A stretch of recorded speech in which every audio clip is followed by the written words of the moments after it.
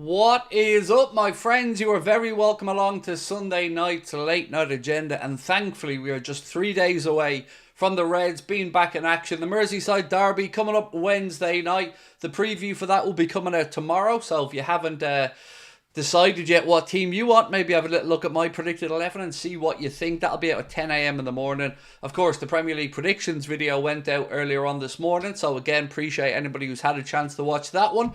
And tonight, well, we have plenty to go through. We're going to be discussing, are Arsenal now out of the race for Isak as their thoughts are going elsewhere? We're going to be discussing Matheus Cunha basically admitting that he wants to move away. And we're also going to be asking, are we now destined to lose Luis Diaz, as reports today suggest that Liverpool, well, are no longer in conversations with Lucho around a new deal?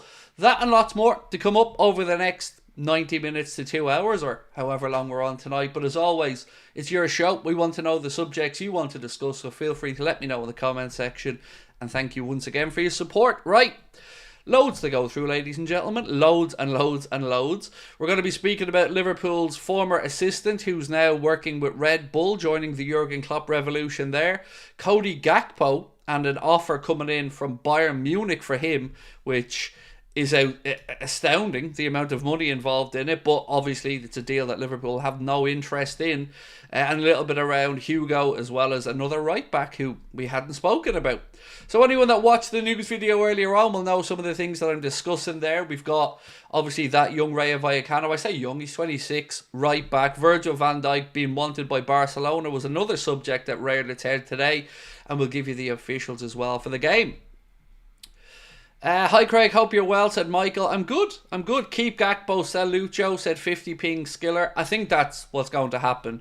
And on Luis Diaz, look, it's no real surprise to me that there's no contract negotiations happening at the minute. It does look like we're going to see an end to Lucho's time at Liverpool this summer. The club are in no big rush on this one, by the way. We do have 2 years to run on his deal, but we'll talk about this tonight. Reports from Fabrizio Romano to say that Liverpool and Luis Diaz are no longer in communication, are no longer negotiating on a contract. Who else have we got in? Hey Craig, hope you're well, said Michael. I am good, thank you, sir. Finally caught a stream, said Not Toira. Well, lovely to have you in, my man. Appreciate you being with us. Scotty, how are you, sir? WFM, appreciate you, Scotty. Thank you with us. Look at that. 47 months. Nearly 4 years, Scotty, as a member. Absolute legend, sir. Thank you for your continued support of our community. Right. You know, I've got to do the usual, and I've got to play the Surfshark ad, but then we'll come back and we will get straight into the news, ladies and gentlemen. We wouldn't be able to do this without the support of course, you guys and our sponsors. So bear with me for 65 seconds, then we'll talk Luis Diaz. This video is sponsored by Surfshark, the best VPN on the market. Surfshark is an app or browser extension that allows you to change your location to access websites in other countries and keep you safe from hackers. For example, we here in Ireland can access other countries' Netflix libraries, streaming services such as DAZN in Spain for those all-important Premier League games. Surfshark keeps you safe and private by protecting everything you do online. When your device connects to the internet, all that information is, in a way, blurred out. Surfshark is particularly useful for keeping you safe if you use public Wi-Fi, such as a college or a cafe. Surfshark allows you to use one subscription on unlimited devices, meaning that you can even share an account with friends and family. On top of this, Surfshark offers a 30-day money-back guarantee, so if you don't like it, you can even get your money back. Our sign-up offer gives you Surfshark VPN for just over €2 per month and up to 4 months free. Why not scan the QR code on screen or use the link in the description to take advantage of this offer. Right, my friends, as promised, we are back and let's get straight into the conversation around Luis Diaz. So, Fabrizio Romano said there are no concrete talks with Luis Diaz and he is expected to leave the club this summer. So, I guess the first question I want to put to everybody is, where do we expect him to go? We know his name has been linked with Barcelona for a very long time. Reading up yesterday as well, there seemed to be a lot of interest in Lucho from the Saudi Pro League.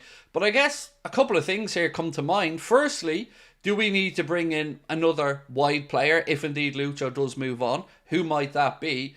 And how much could we expect to get for Luis Diaz? He's, I think, 27, 28 years of age now. So probably at the peak of his powers. But who's going to pay the money that Liverpool would want? Well, you would imagine that money would probably come from the Saudi Pro League, because Barcelona, do they have it?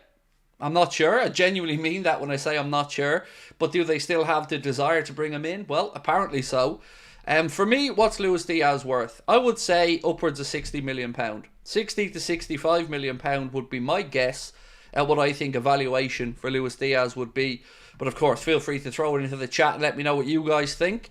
This is a difficult one, really, because I've no desire for Lucho to leave the club. But I do understand that maybe, Arne Slot feels Cody Gakpo is going to be his number one guy there on the left-hand side, and we've seen Luis Diaz used through the centre this season on occasion, and it's not really the most suitable position for him. If you're going to ask me which one I'd pick between him and Gakpo for the left, I've got to say I'd go with Cody Gakpo. Not only the fact that he's younger than Diaz, but I think he's just a bit more consistent with regards to end product maybe than Lucho. But that's off the top of my head anyway. So for me, I'm okay if Lucho does move on, but I'd be interested to know what other options we may look to bring in then for another wide attacking player. Stevie boy, how are you? Keep hearing Mo and Virg will stay at Liverpool, so why haven't they signed their contracts? So it's a very fair question, dude. It's something I've been asking myself over the last few days. Now, I wonder, are we waiting to see an absolute final resolution on the Trent situation? And what I mean by that is the Instagram post that Mo put up about Trent being there with Szoboszlai and Kanade. I'm wondering, is there people starting to get in Trent's ear to try and change his mind? If that's the case, then I hope that the club aren't going to reevaluate the potential new offers they've made. There's been plenty of reporting to say that Liverpool have given increased offers to Virgil and Mo. If that's the case, they must believe that Trent is gone. So I would say soon enough, mate. Soon enough. We were told that this was going to be worked on during the international break. The international break has been and gone. We are getting to the point of the season now where everybody needs to know what the future lies, what lies ahead for us. And I think there's understandably some frustration in your comment, but I don't disagree with any of it, mate. You're spot on. I'm fed up of hearing about it as well. It would be nice to start getting these things boxed off so we can look ahead then to the future in the summer and know what we need. Paul Vole said, we're still waiting for the £250 million war chest. There isn't one fibre of me that thinks we're going to spend that much money. Now look, we may do it, but it won't be net. There'll be no way in this planet that Liverpool are going to be spending a couple of £250 million net in this window or any window under these owners, unless John had a big overnight change of heart or a big over the season change of heart. But, I'll believe it when I see it. I feel like that's going to be my phrase, Paul, for the whole of this summer transfer window is, I'll believe it when I see it. Anthony, how are you, sir? Anthony Boylan said, Barcelona apparently no longer have financial difficulties, though they fall into the La Liga 1 in 1 out rule. Every euro spent, contract included, needs to be recouped through sales or releases. So if Barcelona are that stuck for money, do they really have what it would take to interest Liverpool to sell Luis Diaz? I guess we'll find out. I keep hearing lots of stuff to say that Deco still has him at the top of his list of priorities. Certainly doesn't look like they'll be able to get the likes of Nico Williams or put up enough money to tempt him to move or to tempt Athletic Club, Bilbao to sell him. Let's move on to Matheus Cunha for a minute because, well, he's been speaking about his future and he's admitted that he wants to move away and he wants to kick on with his career. This is what Matheus Cunha's had to say. And I kind of like what he said, in all honesty. He said, I had a lot of offers, but I wouldn't feel well if I had done it. Speaking about the January window. Some things you can't control, but I couldn't leave the club in the middle of the season in a difficult situation in the relegation zone. Now we're close to achieving our goal of staying up in the Premier League, but I've made it clear that I need to take the next step. I want to fight for titles, for big things. I have potential. Thoughts on that one? I mean, you can look at it one of two ways. Some people can think it's a little bit snide maybe, but I think he's admitted he could have left in the January window. He decided to stay. We know the release clause that's in his deal, so Wolves will get a significant amount of money. Where does he go, though? Will it be Liverpool? Maybe not. Certainly it looks like we have all our eggs in the Isak basket at this moment in time. We're going to move on to talk about Gyokeres and why Arsenal are looking strongly at him. David Ornstein reported that. We'll talk about that in a moment.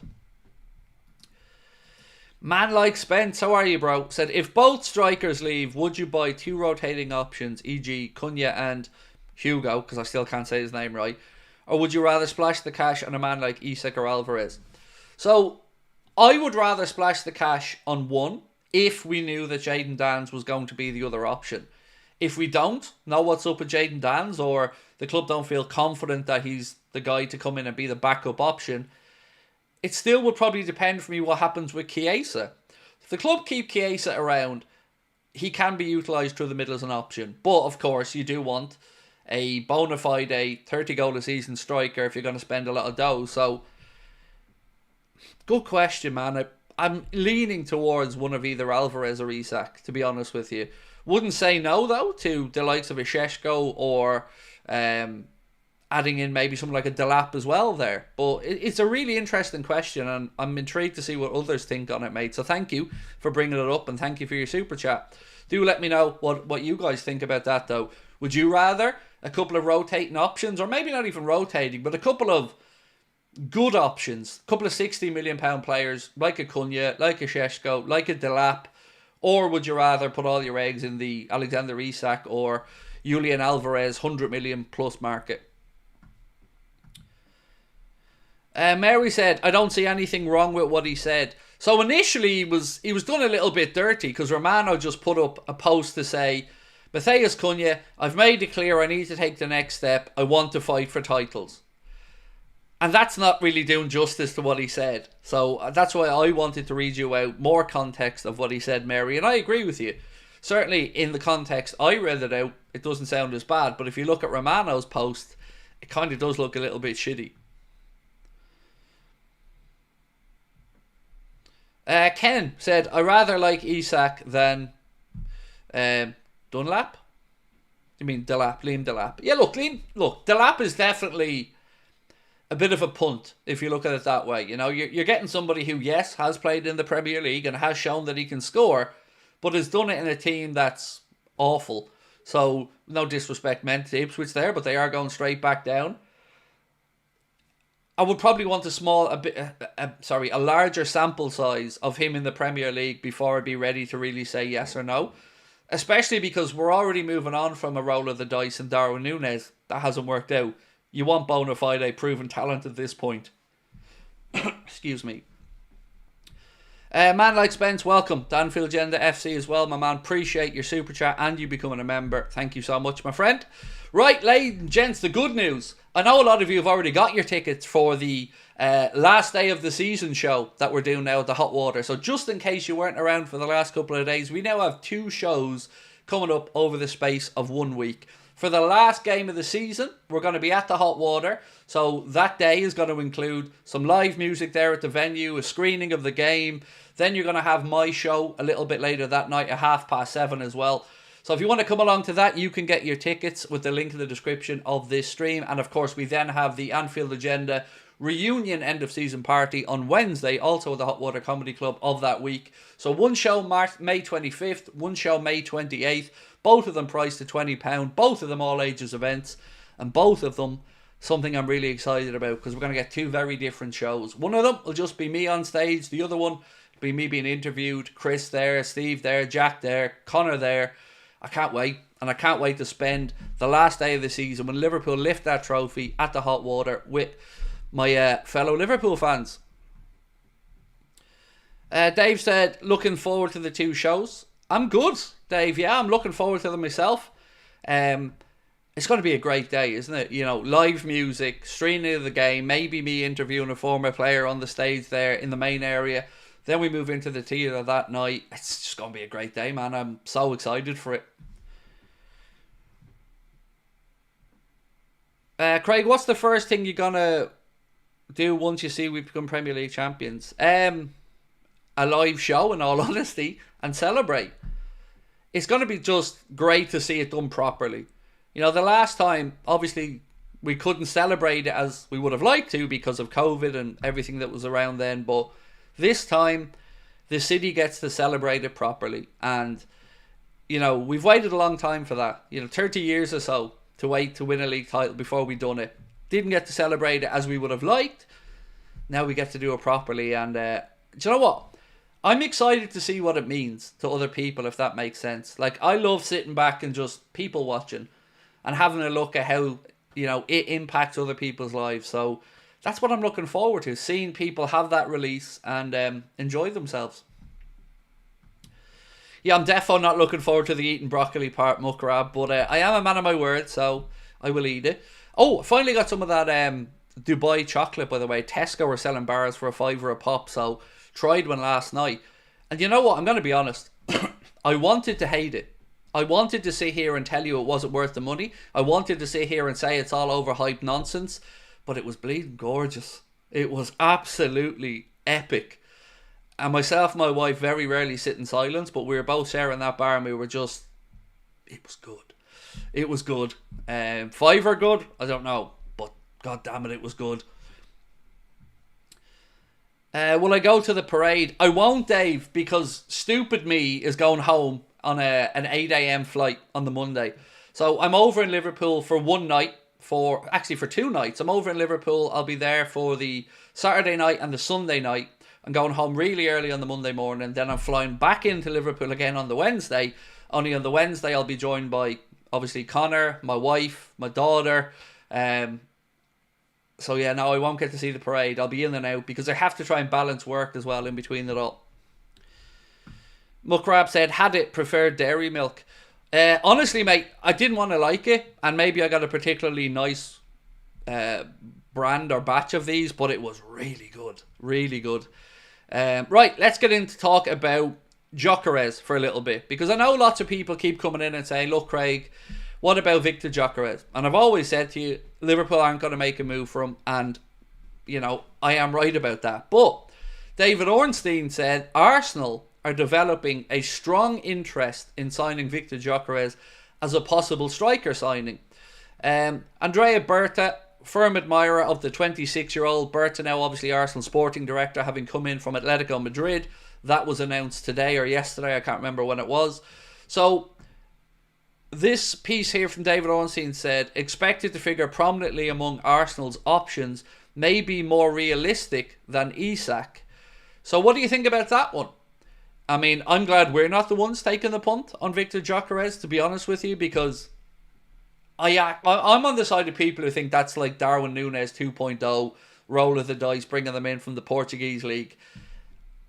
So yeah, I'm glad it's not us, but it'll be interesting to see if Arsenal do, because if Arsenal start to look in that direction, maybe that's a signal that we are the front runners for the signature of Alexander Isak. Let's wait and see. Will Manchester United, as an example, be able to get the money together to make a move for Gyokeres in the summer? Let's wait and see on that. But for me, I don't know how I'd feel about him at Arsenal. It'd be an interesting one. I'd be intrigued to see how he gets on. Certainly would make Arsenal a bit stronger, no denying that, but I'd feel a lot more scared if they brought in Šeško, as an example. I think over the course of time, he will prove to be a top-notch player. And I think with Gyokeres, it's still a bit of a roll of the dice. Dave, there you go. Craig got his for £5. Cost you £8. You were stroked. And I ordered some more. So there's a company here in Mullingar, which is a part of Westmeath here in Ireland, that do them for bigger ones, 165 gram ones for £10 a pop. So we ordered 5 of them to try as well. Where's Newlon? Oh, we got rid of the one that comes behind me, Gordon, because it was distracting me, in all honesty, mate.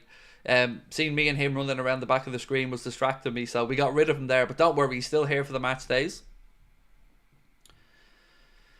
You're right, Philip. Mine was in euros. Yeah, mine was about £4 if you're putting it into sterling. But maybe Dave's was twice as big. I don't know. Hello? Dave, is yours twice as big? I don't want to know the answer, Dave. I don't want to know. Anthony said, Šeško's a huge upgrade on Havertz, and for his role in the team, aside from goals, Havertz was a good job for them, said Anthony. Yeah, look, I'd feel a lot more relaxed if they got Gyokeres over Šeško. I think maybe in the shorter term, Gyokeres might have an impact that Arsenal fans want, but I think in the longer term the better piece of business would be to get Benjamin Šeško. And actually, while we're speaking about Leipzig, this came in earlier on today. Anfield Sector posted a credit to them, said ex-Liverpool coach Peter Krawietz joins RB Leipzig as assistant manager. Obviously, they announced a new manager in there today as well. So, Kloppo putting the band back together there at Leipzig, and his assistant or former assistant, Peter Krawietz, is now RB Leipzig's assistant manager. Stevie boy, for all the names Liverpool have been linked to, how many of those end up at Liverpool? Feeling summer transfer window will be rinse and repeat. Again, my man, I don't disagree with a lot of what you've said. I said last night that I have to come on here and try to be upbeat about things, because if I don't, I'm going to drag everybody down. So I totally understand where you're coming from. I also feel very skeptical about a lot of the stuff that have been doing the rounds, but you know, let's wait and see. I think this is the summer, Stevie boy. I'm going to leave that up for a minute, actually. This is the summer where there's no hiding place, right? We've run out of excuses now. So we had new sporting director in, Michael Edwards back. No more excuses there. They've been in long enough. New manager in who wanted to assess his squad. Well, no more excuses there. Had 2 windows to do that. Needed to see what happened with the contract situations. Well, that's resolving itself as well. So there's no hiding place anymore for a lack of transfer activity. They're going to try, Stevie boy, and I know I'm right about this, they're going to try use that wage bill bullshit excuse over and over again. And certain journalists are going to try back them up on it. But that's where we have to be strong and call this crap out. Because I'm still as confused as anybody about how we actually ended up with a higher wage bill. But ultimately, there's no way in God's green earth that I'm believing that we're in some type of financial difficulty. It doesn't make any sense. So we should have the ability to go out and improve. Now, we've also started to see some stuff around PSR and saying if Trent leaves that could be a bit of a headache for Liverpool. Well, tough. The club allowed this situation to develop. So if it becomes a PSR headache, you don't get to use that as an excuse not to spend money, because fans have had all those excuses. We could have told you 2 years ago to renew the Trent situation. So by allowing that to develop, if there's some potential headaches there for the club, well then it's time to start moving on some of those fringe players that we all know just won't make it at Liverpool. I'm talking about the Tyler Mortons of this world there. They should all be moved on and cashed in on this summer, because we need to make every goddamn penny count. And that will require some bravery in the market.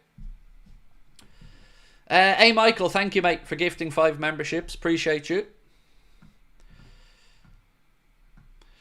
We should count how many players we're monitoring. Too many, Muckrab, mate. Too many. So let's talk about Cody Gakpo. A report from Spain today said that Bayern Munich are ready to test Liverpool's resolve and make an offer for Cody Gakpo. The report, though, goes on to say that Bayern have put an offer of around £75 million on the table to test Liverpool's resolve. Now, it's an interesting amount of money, but there's no need for Liverpool to look to cash in on Gakpo, because he's the manager's favourite in that position, let's be honest. He's proven this season that he's more than good enough and that he can step up. Now it's time to put that trust in him. So any offers that come in from Bayern Munich or elsewhere should be, in my opinion, immediately rebuffed by Liverpool, even if it is as high as £75 million. But that £75 million valuation that Bayern have seemingly put on him shows how much he's progressed at Liverpool. So for us, let's keep Cody going in the right direction, build in and around him, and move on maybe the likes of a Diaz, Jota, Darwin. I mean, I'd be ruthless moving on attackers this window. Stephen Iron said, Gyokeres, Huijsen, Livramento and Isak. Perfect. Mate, sign me up. Put me down, Steve. Job done. You wouldn't hear any complaints from me, mate, if that was the window. Gyokeres in, cost us out. Huijsen in, maybe we lose Gomez, maybe we don't. But either way, if you can get Huijsen, Kanade renewed, Van Dijk renewed, and have Kwanzaa, I'll take that. Livramento would be a great option at right back, and you know, probably for me more favourable than Frimpong, albeit I think Frimpong's a far more achievable player to be able to sign. And Isak, well, wouldn't say no there, although I wouldn't say no to Alvarez either. So yeah, for me, mate, if that was the window and we got Mo and Virgil renewed, I wouldn't be too unhappy with that one bit. I mean, what would that cost net? I guess that remains to be seen. Aside from Bajcetic, who else is a reasonable midfield idea, seeing as Zubamendi seems to have sailed ship? It depends if we need to move on Endo. So there's been lots of talk about Endo and a move over to Eintracht Frankfurt. And if that happens, then I do think Liverpool have a need to dip their toes in the transfer market or look to promote from within. So whether that's a trainee only, that's given the nod from the manager, whether it's James McConnell, I'm okay with that. Excuse me. I'm okay with going into this season, as an example, with the three midfielders that we always speak about: Gravenberch, Szoboszlai, McAllister, Curtis Jones, Stefan Bajcetic. I do think we need a couple more. If Harvey Elliott moves on, well, you're going to have to bring in somebody of a creative force, I think, to fill the void left by Harvey Elliott. Who that is? Well, Stiller's been mentioned in the chat by somebody. I don't know. But the Elliott one is an interesting one because I can see why maybe Arne Slot feels like he's not going to break through and get enough minutes. But also, you know, we do need to reinvest money if he goes. We need to bring in another option because we can't just look to youth to resolve all of these issues. So what about you guys in midfield? What do you think? If the manager turns around and sells Elliott, if Endo goes, Bajcetic comes back in, so we've got Bajcetic, Jones, Gravenberch, Szoboszlai, McAllister, and then some youngsters. You know, do you think we need 1, 2 more in there? And Tanya was the one who said about Stiller. Look, Stiller's name has definitely been mentioned. I think there are other clubs looking at him as well, but should be an achievable one if Liverpool want to make it happen. CJ said, would you think Bajcetic be a good cover for Gravenberch, or does he need one more year at Las Palmas? Honestly, I'd be okay with it. I've always really rated Stefan Bajcetic, and by all accounts he's doing well at Las Palmas. He's proved his fitness this season. I'd have no problem with him being an alternative for Ryan Gravenberch, none whatsoever. Certainly of any of the fringe players we have on the books, he'd be the one that I'd be most comfortable with. So yeah, and look, I've said this on streams as well. If Arne Slot comes out and says that he's going to be that guy, then yeah, no need for Zubamendi or whatnot in my opinion. But if Elliott and Endo move on, then we do need to bring in a body in midfield. Mukrab said, honestly, I like Slot, but I hate for not playing Elliott. He's simply just being stubborn at that point if he doesn't play him. Look, I get it. I'm not saying I agree with every decision our managers always make, but ultimately, I want a game plan. And I want the manager to have who he wants. Because it's going to be his career that is either successful or failure based on his decisions. And if he decides to move Elliott on, as much as I don't agree with that, and you don't agree with it, I do appreciate the decisiveness of it. You know, we've carried too many players, in my opinion, that you can say fill up squad places, but doesn't have the trust of the manager. And this season we've seen so far, Elliott's one of those players. Chiesa has been one of those players that Arne Slot hasn't felt like in the big moments they can lean on. So yeah, I don't really have much more I can add to that other than to say I hope we put a buyback clause in it if he moves on, or at least a first refusal.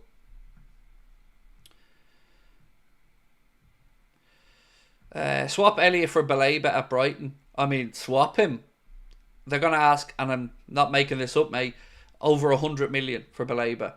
115 million was the number I'd seen mentioned. And look, Carlos Baleba is a really, really good footballer. But is he 100... well, not even is he a 150 million player, because he isn't. We aren't in need of spending that much money in that part of the pitch. So yeah, for me, he just wouldn't be a realistic one because of the amount of money involved. Mukrab said, 100% too many players to just keep being loaned over and over. Well, let's talk through that. Let's talk through that, mate, because it's a really interesting point that you've raised. So, looking around right now, we've got Reece Williams. I think his contract might be up at the end of the season, but either way, he should move on. Nat Phillips will be 28, and his deal is up, so he will move on. Then you've got players like Tyler Morton, who, of course, didn't go out on loan and had an injury that curtailed his season. Players like Trent Alexander-Arnold, players like Cade Gordon, players like Lewis Kumas. What other young fringe players can we move on? What's the young man's name? The Ian Rush's nephew. I can't think of his name off the top of my head, sorry. That's another one that should probably look to be moved on, or at least a decision made on their future. Then we've got the situation with Queevy and Kelleher that needs to be resolved. What's going to happen with Yaros's contract? Is it up at the end of the season? Is he going to be moved on? Ombeck, thank you. Yes, Mary. Ombeck, that was the one I was thinking of. Then you've got Nallo. What do you do with Nallo at centre-back? Is he somebody that the manager feels can progress through to the first team? Lots of fringe players there, and I don't mind Liverpool having these guys on the books, but if it stops us having the ability to go out into the market, well then some of these homegrown players are all profit, so let's move them on.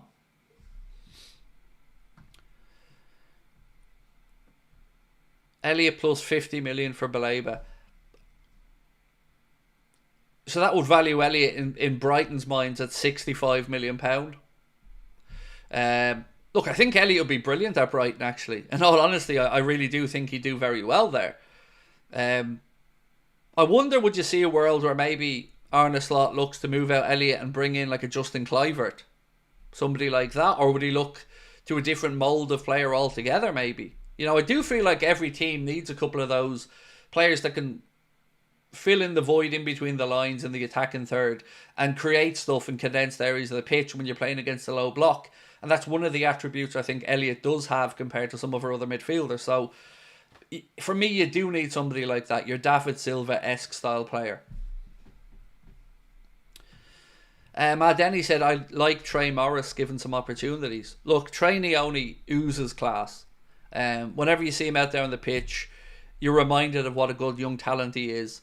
Rio, of course, another one that's going to have to be shown a pathway through. Now, one good bit of news here for me is if Mohamed Salah is extended, that gives us plenty of time to see what the situation is with Rio Nyamoha and whether... Sorry, 1 second. And whether he's able to then progress through properly over the next year or two. So I'm willing to let that one play out as well. Because look, in an ideal world, Rio will be the solution and we don't need to go out into the market. Certainly looks more than talented enough. So yeah, for me, I wouldn't mind that as long as Mo is renewed. And that's why I spoke about succession planning for so long. It's easier to do it if you know you have a couple of years left of these guys rather than, well, now looking at it and going, right, I don't want to block the pathway for young Rio, but I also have just lost Mo, so I need to resolve something there. What's this one?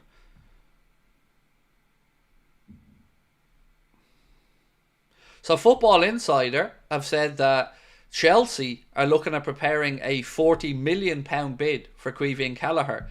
Maybe they're going to move on Kepa, who's going to go to Bournemouth by the looks of it. So maybe they're going to make that deal permanent and use that money to bring in Kelleher. And hand on heart, Kelleher's better than anything Chelsea have in there at the minute. Better than Sanchez, better than the other keeper they brought in. So, look, if we can get that money out of Chelsea for Kelleher, brilliant. Now, I'd like Kelleher to stay, but we know Georgie Mamardashvili's coming in. We know that Alisson's staying around, so something has to give there. And if you can get 40 million quid for Kelleher with 1 year to go, that would be good business. Nick said, Harvey is small, weak, and not quick enough. Sorry. I mean, don't need to be sorry, mate. You're entitled to your opinion. I certainly know you're far from a troll, Nick. So, where I struggle with Elliott is the what is he? You know, he's not a winger because he's not fast enough, although he was being talked about as a winger initially when he came through. So that's always been the question for me. Does he have a touch of the Jimmy Milner, Alex Oxlade-Chamberlain syndrome of, well, what are you? You know, you're a good, versatile player, but do you excel in any one particular area of the pitch? I don't know the answer to that. And therein maybe lies the problem. What we've had under Jurgen has been a lot of versatile players that can play in multiple positions, but, you know, we also need some bona fide specialists. CJ said, would you prefer Miguel Gutierrez or Milos Kerkez? 100% Kerkez. And I was looking at Julio Soler actually, playing against Manchester City today, and he looks like a bright little talent as well there. So you can see why he was being spoken about when he was at Lanos with Liverpool and other clubs before he went to Bournemouth. So yeah, for me, Gyokeres is probably the one signing I'd be most confident about us making this summer. Now, I want to reiterate, I don't have any inside information on that, but reading the lay of the land, it certainly looks like he's probably the most likely to be brought in. Costas, where he goes, I don't know. But and actually on that, what do you think we get for Costas if we were to sell him this summer? You know, we brought him in from Olympiacos for, I think it was about 12 million, if my memory's right. What's he worth now? Gone AWOL said, Elliott's an out-and-out number 10. Doesn't suit our system, to be honest. I love him to bits, though. I love him as well, mate. And I think lots of Liverpool fans have a real soft spot for Harvey Elliott because he's one of us. He's a fan. He wants to be there. He loves the club. And he seems like a really good young man as well. You know, you've seen him, lots of lovely little gestures and stuff. Really in tune with the fan base. Lots to admire about Elliott. Nick said 20 million, 15 million. Said John and Tom Werner out. Mukrab 25 million. Tanya 17 to 20 million. Lance 25 million. Paul 20. Yeah, I think if we got 15 to 20 million for Costas, I'd say that's job done. And I think there will be buyers, by the way, for Costas. You know, maybe he's just not at the standard we need, but he's far from a poor player. I'm not going to sit here and try and throw the lad under a bus. He's been a bit rash at times, but he certainly has ability in him, and again seems like a very, very nice fella. Anyone I've met, anyone I know that's met Costas or spoken with him always speaks to, you know, how nice a guy he comes across as when they meet him. Marcus, thank you, my friend, for your super chat. Really appreciate it. Said, stupid question, but if we still don't know what will happen with Mo, VVD and Trent, do you think the kit reveals who was wearing the kits will give any indication? No, because we won't see that until... well, look, they're going on sale at the start of August, so I don't know if they're going to release it maybe midway through July as a pre-release, but at that point the contracts will be up. So, you know, normally you get the last day of the season at home, you'll wear the new kit, and around this time of the year, maybe a few weeks away, you start to see the pre-release. But the deal that we have with Nike runs until the end of July. So Liverpool's announcement with Adidas won't officially start until August. This is why I think they're doing up the club shop to be ready to go for the relaunch of the Adidas stuff in August. So I don't think that'll give us any indication at all, to be honest, mate, because yeah, the contracts will be up at that point. Craig, honest assessment of Diaz's time at Liverpool so far. I wouldn't call it a failure. I wouldn't say he's set the world on fire. I think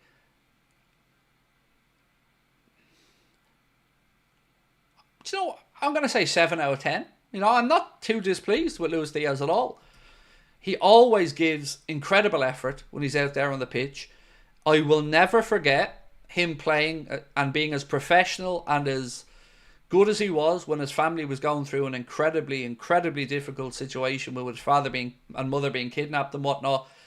And he showed tremendous bravery for me as a player to go out there, to be able to put that to one side, go out there for the 90 minutes and give it everything. So I'll always have a lot of admiration for Luis Diaz. The Barcelona stuff pissed me off at times, of course. I'm not going to lie about that. You don't want to see players bigging up and talking about other clubs, but players have dream moves, then they have dream moves. So for me, yeah, I don't think it was money wasted. I just don't think he ever ended up being maybe as prolific or as good as Sadio Mane, if that makes sense.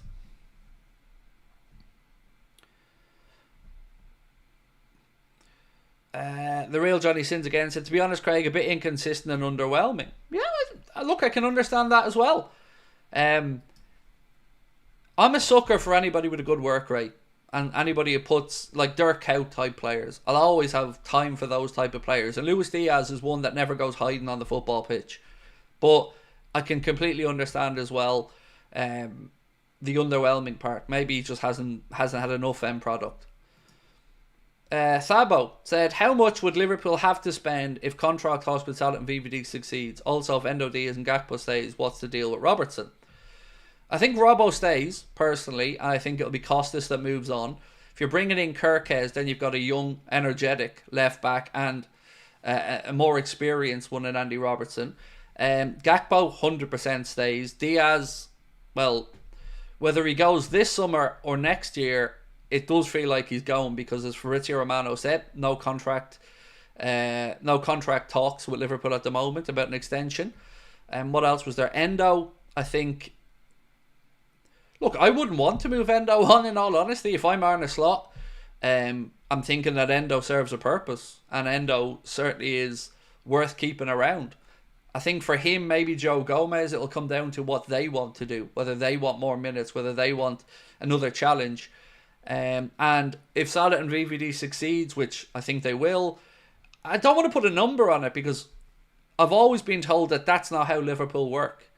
When I've spoken to anybody, journalists or anybody else, about Liverpool transfers, they've always said to me that it's more a case of if the club see value in the player than here's an amount of money.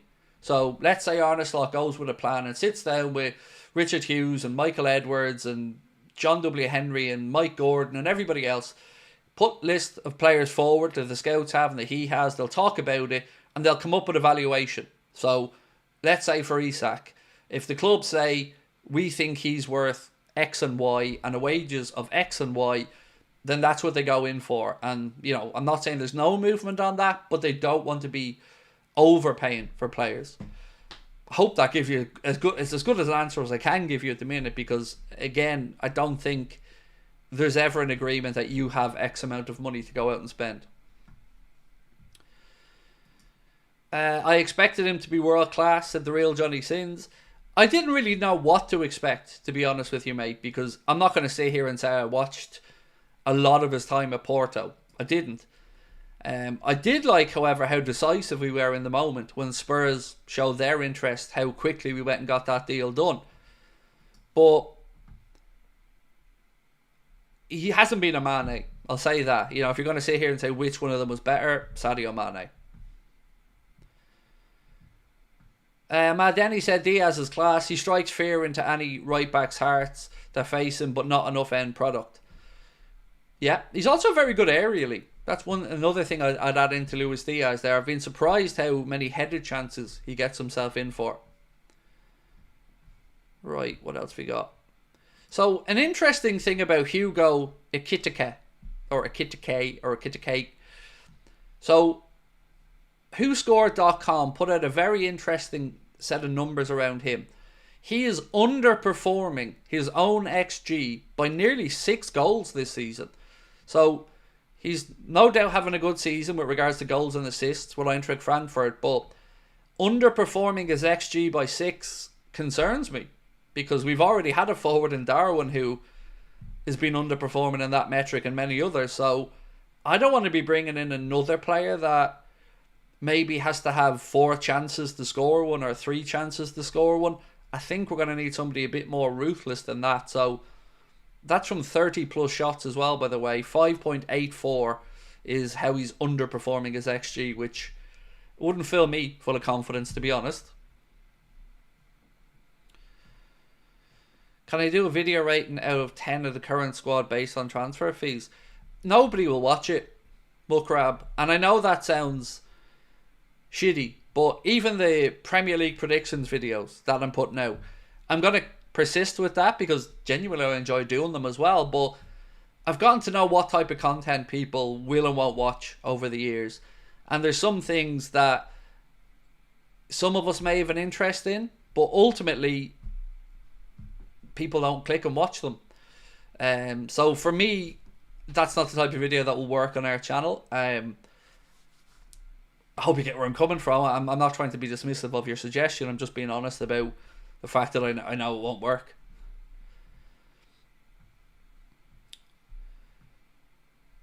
What have we got? Jonathan Werner out said, Craig, I think the striker we'll end up with buying is Cunha or Hugo. Thoughts? Can't see us splashing 3 times the money we'd spend on Cunha or Hugo on Isak. Well, it may depend on the money we bring in. So let's say we got 60 for Darwin.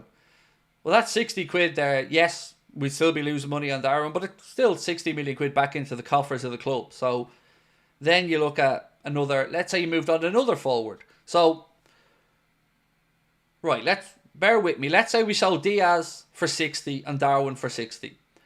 If you brought in Isak and backed him up with Dan's, then the number isn't as daunting. Yes, you've got one forward less, but if Chiesa shows that he can earn the manager's trust between now and the end of the season, I hate that I'm about to say this goddamn phrase, but he would almost be like a new signing. So you go into next season then knowing, well, he'll trust Chiesa, he'll trust Salah, he'll trust Gakpo, he'd trust Isak in this conversation.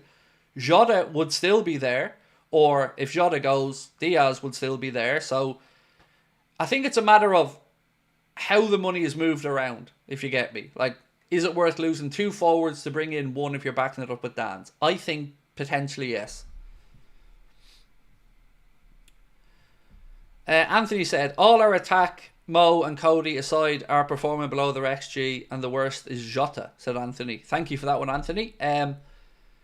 I found him really frustrating this season, Diogo Jota, because we know how good he is. We know what a good footballing brain he has. But the last couple of months anyway, I've been really underwhelmed when he's been given the start. Like, I won't lie, when I seen his name on the starting 11 against Newcastle, I felt like we were going into the game a little bit handicapped there. We were going into the game knowing that we're probably not going to have much success there through the centre, because he looks like he's running in toffee at the minute. I don't know what's up with him. He just does not look himself. So yeah, not surprised that he's underperforming. Oh, here's a bit of good news. So the Anfield Wrap have reported that Conor Bradley has been back training since Wednesday.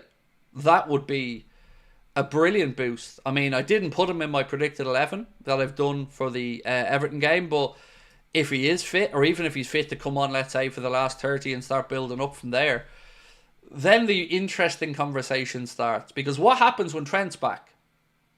This is something I think we're going to be discussing a lot over the next few weeks. So let's say Trent's a couple of games away from coming back. And let's say, just for argument's sake, that we beat Everton and we beat Fulham. And we're then 3 wins away from winning the Premier League. What do you do with Trent? I'm going to be honest and say, not playing him. Genuinely, I would look at it and think, well, what's the benefit to me of playing Trent here? The benefit of playing Bradley is obvious. Give him more minutes, give players more time to get used to him, and it wouldn't be in my interest to help Real Madrid by preparing Trent. And I know that sounds a little bit shitty, but I've always told you I'm a shithouse, and this is how I'd look at it. Because how do I say this? I don't think we need Trent to win the league at this point, because I think that job is done. It's just a matter of when we get over the line. So I'm benching him, but I want to put that to the chat. I want to put the first poll of the night as that. So 1 second.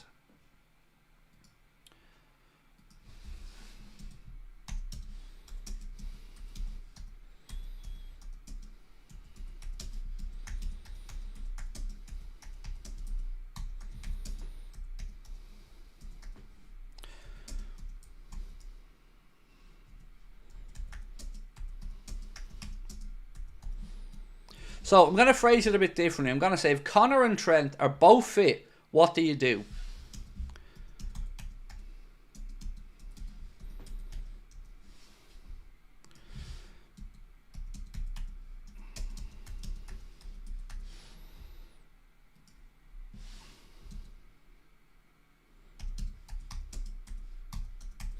So what I've said is, you play Connor, you play Trent, or you use both. So vote away on that. And I didn't want to say drop anyone, because I don't like going into negatives on that. But if Connor and Trent are both fit, what do you do? Play Connor, play Trent, or rotate between them both? Anthony said, no point in coaching a player who's off. That's kind of exactly my thinking, mate. Like, in these situations, I think you need to be selfish as a club. So the benefits of not playing Trent for the remainder of the season, to me, far outweigh the negatives. If we're at a point where the league's sewn up, might as well give Bradley the repetition. Might as well give Bradley the minutes with the players on the pitch to get those understandings and those relationships formed ahead of next season. That's the way I'd look at it as a manager. That's the way I look at it as a fan.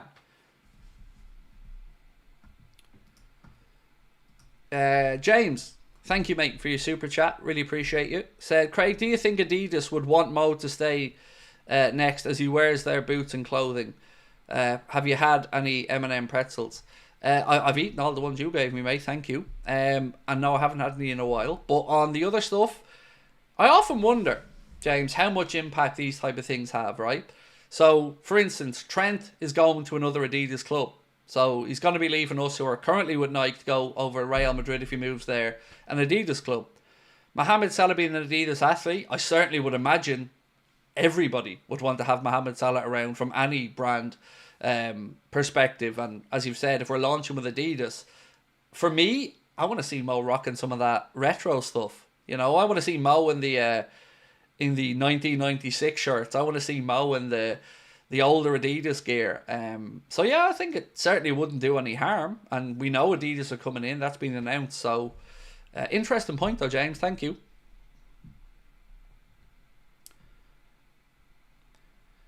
Chris Shaw said, I agree. If Trent's gone, we need to see if Bradley is up to the task with a series of games. Let Bradley tie a bow on his league title. Exactly. It doesn't have to be, well, screw Trent. You know, you don't have to look at it from that angle. But if you look at it to say, like you've said there, mate, you know, let's give the repetition and the minutes to a player who we need to evaluate, I think that makes a lot more sense. Corbin said, I'm not sold on Matheus Cunha. I don't want him as a striker. I go back and forth on it. He definitely wouldn't be at the very top of my list, Corbin, but he's got something about him. Like the goal he scored against us as well was very well taken, and he certainly does have a lot of ability and a lot of belief. Now, there are questions, of course, about his temperament. He's had a couple of red cards this season. I think they're fair, valid questions. But at 62.5 million, I don't see he's a centre forward that wins us the league title, if that makes sense. You look at Isak and you think, he's a guy who can win you a league title. You look at Salah and you think, he's a guy who can win you a league title. I don't know if Cunha is that guy. But it wouldn't be something that would disgust me if we got him. Like, I wouldn't be sitting here thinking we've shit the bed if we brought him in. But I probably would be at the point then of wanting Aleem Delap or somebody else, just for the pressure and for the fight for a starting spot. What does everyone think about Mateta from Palace? It just doesn't strike me as a Liverpool player, if that makes sense. Kind of get Benteke vibes of that type of... Like, he's very effective under Oliver Glasner at Crystal Palace, and he clearly has something about him. I would pass. It wouldn't be for me anyway. Cal said, you're all going to call me crazy, but Trent's staying. Don't ask me why. I just think if it's going to happen to Madrid, it would be signed and announced by now. Happy to stick my neck on the line. Do you know what, Cal? I think we're both wrong, but I can understand why you're saying what you're saying. I've looked at the situation over the last few days myself and wondered,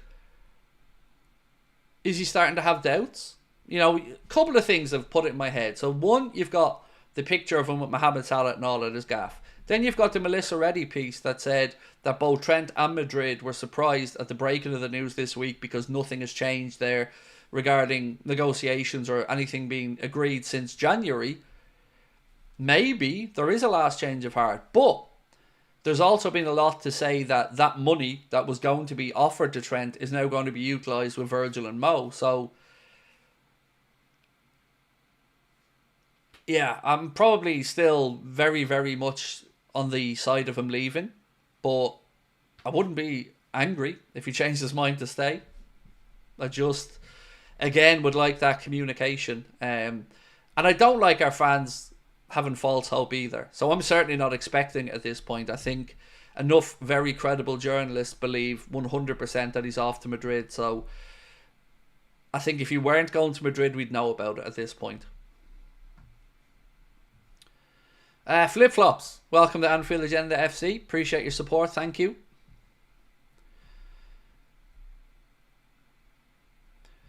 Joshua said, maybe we need that bad boy up front, aggressive and hungry for goals, and Cunha is that.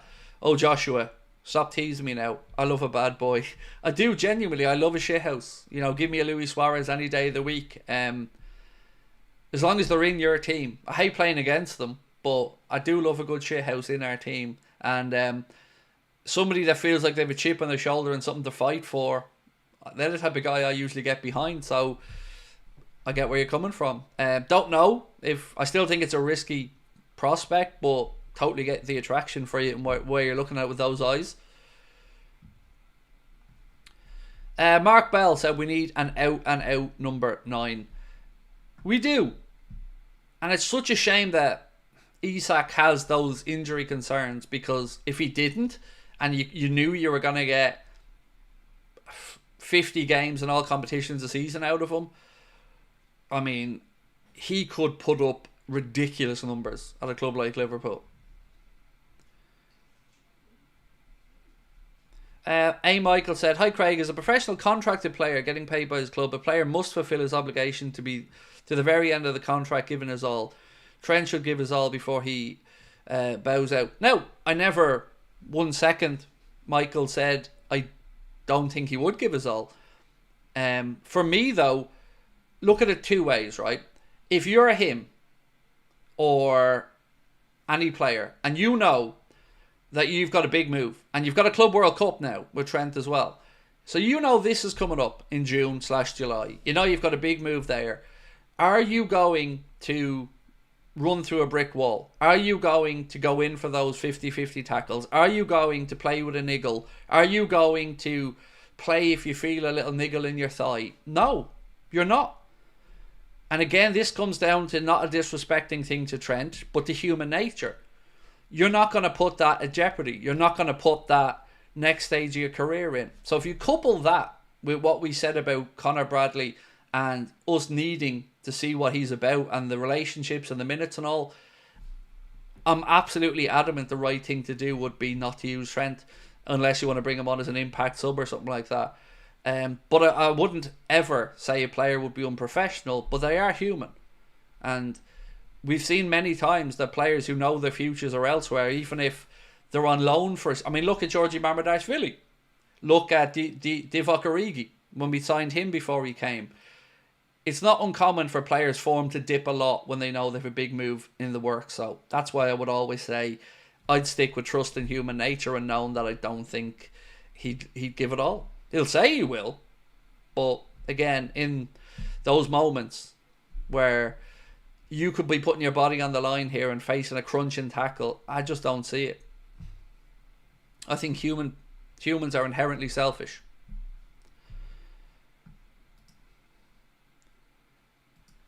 Kyle, how are you, my man? Kyle said, starting to debate if we're to lose one centre forward that's because of Jota's injuries, I'd rather we kept Darwin. It's definitely an interesting one, Kyle. I don't think there is a world where we keep Darwin, by the way, but it's definitely an interesting one to see how many forwards we've moved on, because you can sit here and say you've seen stuff about Chiesa moving on, Darwin moving on, Jota moving on, Diaz moving on, and you can look at them all and understand why maybe they would, or why Arne Slot maybe doesn't think they're good enough. But like you've said, we also have to replace them. So you don't want to have 3 or 4 forward changes in one window. That, as well as a left back, a centre back, a right back, is starting to look again like Mission Impossible and relying on players to go out before you can bring players in. Anthony said the club could just say that injury ruled him out for the rest of the season. I also don't understand the protecting here. Again, come to me being a shithouse, but if Trent doesn't want to be here and decides his future is elsewhere, I don't really know why we protect him or why we feel the need to protect him. You know, he didn't protect the club. when all this crap was coming out and Liverpool were being rinsed, and Madrid-centric journalists and fans were all over the internet saying Liverpool are wasting their time, and we see stuff about Trent immediately agreeing to what Madrid said about running down his deal and taking the deal that they offer him. You know, where's the protection to Liverpool in that scenario? Because all we got was I'm not going to deal with my stuff in public, but that's a shithouse thing to do. You know, you can say it's professional, but is it professional to watch the club you profess to love being rinsed out there in the media and sit back and give it this shit for no reason? I would argue no.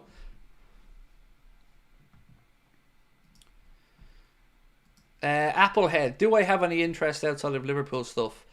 Boxing. Boxing would be my other big interest. And stand-up comedy.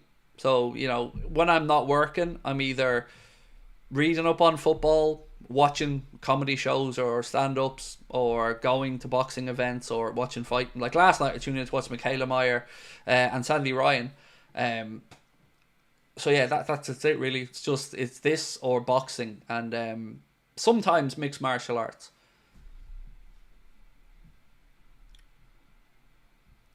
Do you think the friendship with Bellingham did sway Trent's decision to go to Madrid? Yeah. I'm not saying it was the be-all and end-all, but, you know, again, looking at human nature, if any of us were to go to a new job and we knew some friendly faces there, as an example, it certainly makes the prospect of the move or change a little bit less daunting. So I definitely feel like it would have played a role in it, but I don't know how much of a role. LFC Robbo said, Craig, if Isak was possible, and let's say it is, would he be your preferred choice out of any striker in world football? No. I would go with Alvarez. He would be my number one. Because I think his robustness and availability, which is pretty much the same thing, so I'm kind of waffling there, that would be the deciding factor for me. If they were both guaranteed to be fit all the time, Isak. I think he's probably more prolific, but Alvarez is such a well-rounded, good player that he'd probably be the one I'd look at if I could have anyone. John and Tom Werner out said, I badly want Julian Alvarez, such a Liverpool-type player. 100% agree. When Sam Maguire wrote that piece to say Liverpool looked at bringing him in last year, and there was nearly a deal done where Diaz was going to go to Man City and we were going to bring in Alvarez, but there was a difference in valuations on Diaz, didn't surprise me one bit, because you can look at Julian Alvarez and, as you've said there, mate, see how he would fit in a Liverpool team.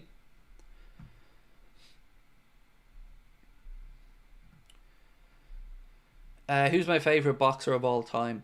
So the answer to this is not one you're going to expect, Anthony, but it's Joe Calzaghe. I've always loved Joe Calzaghe and everything about the man. Lots of other fighters I've loved. Some Irish fighters, obviously Katie Taylor, somebody who I hold in the highest of esteem. Followed Carl Frampton's career really closely. Went up to Belfast to watch him fight. But yeah, I'm going to say Joe Calzaghe. Just somebody that I've always just, I don't know, felt I could recognise something in, or something like that. And, you know, I watched a lot of Joe Calzaghe's fights with my dad and stuff when I was growing up. Dave said, met Nassim and amazed how small he was. He was incredible, Prince Nassim. He really was. Such a showman. But yeah, I'm going to stick with my Joe Calzaghe one. I think I don't think he ever gets enough credit either, Calzaghe, for the career he had.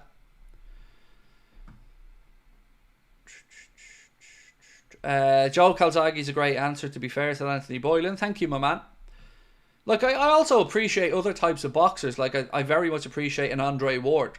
You know, somebody who doesn't get hit that well. A great defensive fighter. A Floyd Mayweather, another great defensive fighter. But, yeah, just, I think ultimately I'm a sucker for the tough guy like a Froch or a Calzaghe or any of these guys that, you know, just stands there, trades and tries to walk you down as well. There's something special about those guys, and I always loved watching Calzaghe's fights and his dad slapping his face in the corner and all. It's just, yeah, just great.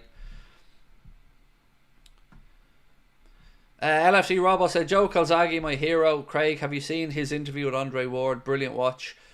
I haven't, but I can imagine that would be a very intriguing watch. All right, man. I'm going to give that a look. Thank you, mate. Mark Bell said, my earliest boxing favourite was Barry McGuigan. I think I just missed McGuigan.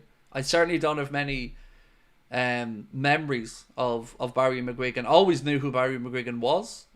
Always knew what a big deal he was. But I guess I got the next generation McGuigan there in Carl Frampton.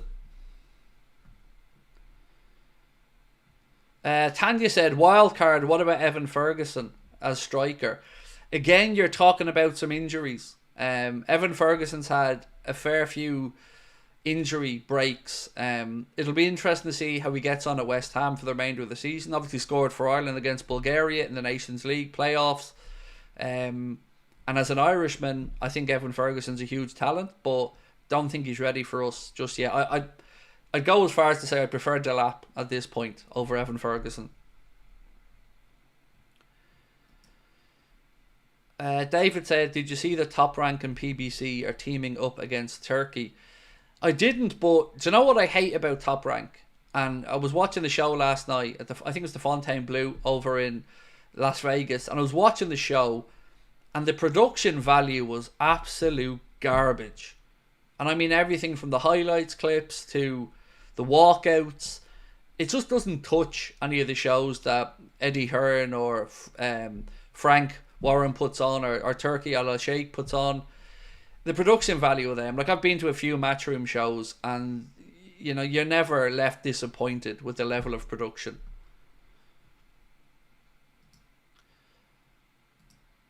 Will you watch Eddie Hall versus Marowitz Pudzianowski? Eddie Hall is in the former World's Strongest Man type Eddie Hall. Probably not, to be honest with you. Didn't even know that fight was there, in all honesty. So probably not. Never fear. 12-inch Sins is here. There you go. Cheers, mate. 4-inch Houlden's over here as well.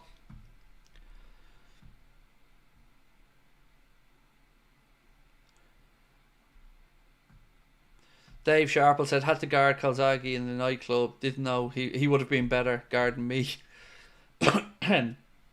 He's just, I don't know. I'd love to meet Joe Calzaghe someday. Honestly, I really would. He's somebody I've always admired and somebody I've always felt a connection and affinity to. Applehead said, why Isak? Classic number 9 was never our style, i.e. Nunes. Would you call Nunes a typical number 9? I don't know if I would, in all honesty. Why Isak? I guess goals. Simple as that. Puts the ball in the back of the net. He is a well-rounded player as well, Isak. But Alvarez would be my number 1. So, for me, if you gave me those two options, I'd go for Julian Alvarez over Alexander Isak. But I think Arne Slot wants somebody who is going to be prolific. And we can't be depending on Mo to just keep bailing us out with a gluttony of goals every season.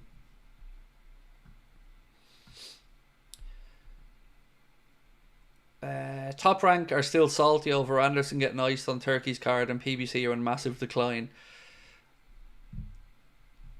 I don't like the way they just to keep all their fights internally as well. PBC and Top Rank, that kind of annoys me as well. But look, we're getting away from the footy, so let's get back to the football. Right, let's check in on the poll. We asked, if Connor and Trent are both fit, what do you do? 3 options. If you haven't voted, please vote away. The options are play Connor, play Trent, or use both. Right, what else we got? Let's talk right back for a minute, because there was a piece coming out of Romania that said Liverpool have entered the race for Rayo Vallecano right back Andrei Ratiu, spelled R-A-T-I-U. He's 26 years of age. He's a Romanian international, I believe. He's got a £20 million release clause. And Rayo Vallecano, according to this piece, quickly told Liverpool that if they want to sign him, they'll need to pay his full clause. And that comes from Pro Sport, who are a Romanian outlet, and credit LFC Transfer Room for that initial post as well. I don't know anything about this guy, but I know Iriola's Rayo Vallecano were a fun watch. And I can understand us also being linked with maybe a 26-year-old right back if the club have the faith in Bradley that we think they do. If you have a steady head there to guide him through, and somebody who you feel comfortable bringing in if Bradley's injured, I can understand that as well. But I haven't seen much of him. So anybody who knows anything about this dude, please do let me know in the comments. Ash said, I'd be amazed if we went for Isak. I think FSG and Co will see that we need X amount of players. Better to use that money on 2 players than 1, i.e. Sesko, Cunha and Huijsen for that price. Again though, it depends what we bring back in. So we're all thinking at 120 million for Isak, right? But what if that was getting rid of Diaz and getting rid of Darwin, and that paid for Isak? Then you've kind of just shifted money around a bit, and your net spend is still either 0 or relatively close to 0 outside of taxes and all that stuff. So yeah, you know, the headline number is daunting, but it can be gotten around if we're clever.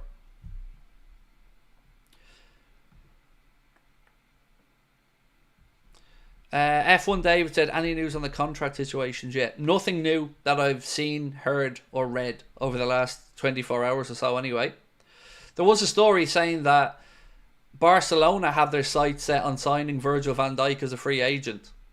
Don't really believe that for 1 second. I mean, I'm sure they're looking at him, why wouldn't you? But again, I think Van Dijk's going to stay. And that story came from Kahi, so you know.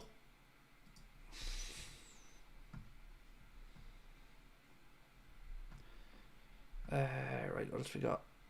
Isak can play anywhere across the front line, to be fair, but I still prefer Alvarez, said Matt Denny. Is Isak on high wages? Oh, do you know what, mate? I'd be a liar if I said to you I know what wages he's on at Newcastle. I haven't got a clue. I know he's turned down 1 contract offer from them, but I don't know what he's currently on there. Maybe somebody in the chat does, but I have no idea. Is it true about the Kane bid? Again, I don't know about any Kane bid. I know that he's got a clause for 50 million this summer, but it'd just be the height of stupidity for me to spend that much money on, yes, a very, very, very proven goal scorer, but somebody who's 32. It would be the most un-Liverpool thing ever under these owners to go out and drop £50 million on a 32-year-old. It's just, I'd pass, to be honest with you. And I don't like Harry Kane. So I don't want him in the Liverpool team because he just really bugs me. Everything about Kane just bugs me. I just looks like a Poundland Beavis or Butthead.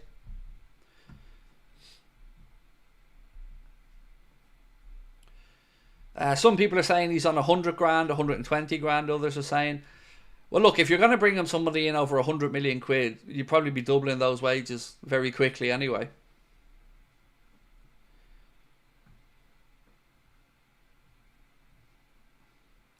Anthony said he's on good money at Newcastle. Apparently financially they're under no obligation to sell. I don't know that that's absolutely correct. Their owners are very wealthy people, don't get me wrong. But if they're to still make sure that they adhere to PSR and all this other stuff, then if they don't get Champions League football, not only is the financial implications very clear, then you've got a player who wants to be playing Champions League football and maybe angled for a move away. So I think a lot will come down to whether Newcastle get top 5 or not this season. So if we really want Isak, we should probably be hoping they don't.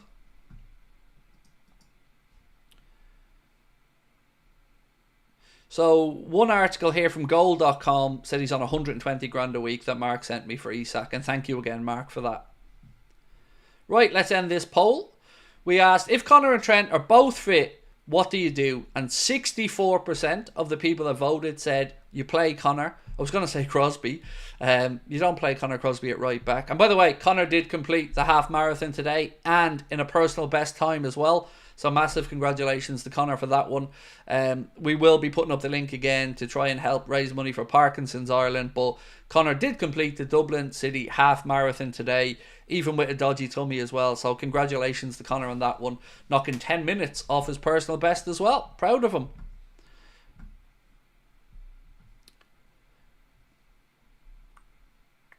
So yeah, the poll result was play Connor 63%, use both of them, 21%, and 14% of people said carry on and play Trent. So you can see most of the people that voted in that poll there want Bradley to get the remainder of the games this season. Connor ran fast as he needed the toilet. Well, it's funny you say that, Dave. He did say to me he had to scarper to Starbucks or something on the way back to the hotel afterwards because, yeah, he needed to go. But fair play, honestly.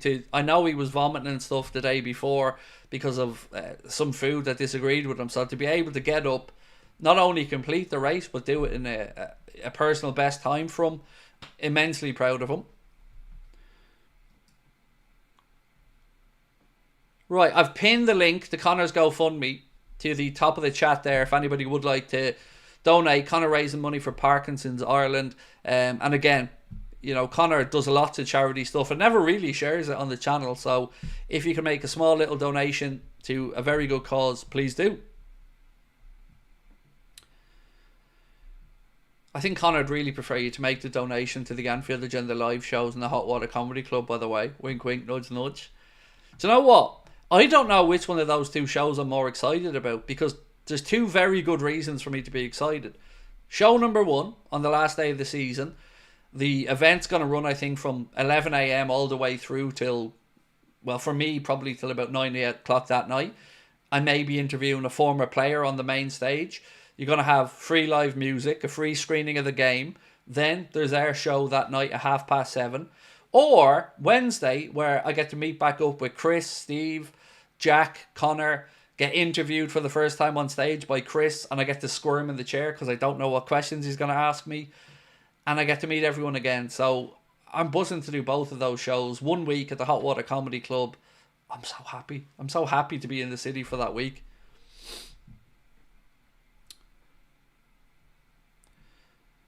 Have I ever been to a Liverpool game? I've been to over 30 of them, mate. Yes, been to many. I haven't been in a couple of years, and I'm not going to go to another one. I've made a conscious decision that I'm not wanted inside Anfield. And I mean that from the journalists, from the owners of the club. I'm not wanted there, and I don't want to give FSG any more of my money until they show that they're better owners. So yeah, look, Connor was over for a game this season. I was supposed to go over, but I just couldn't bring myself to go. I just feel unwanted doesn't seem like the right word, but I just feel like people don't want me there because they see me as a problem or trouble or a bad influence, whatever the fuck you want to use. So I'd rather work from afar for the time being, and do my own stuff in Liverpool whenever I go over. It's really sad to say that because, like, I know the club don't like us on the channel. I know the club keep track of what we do. I've talked about this before.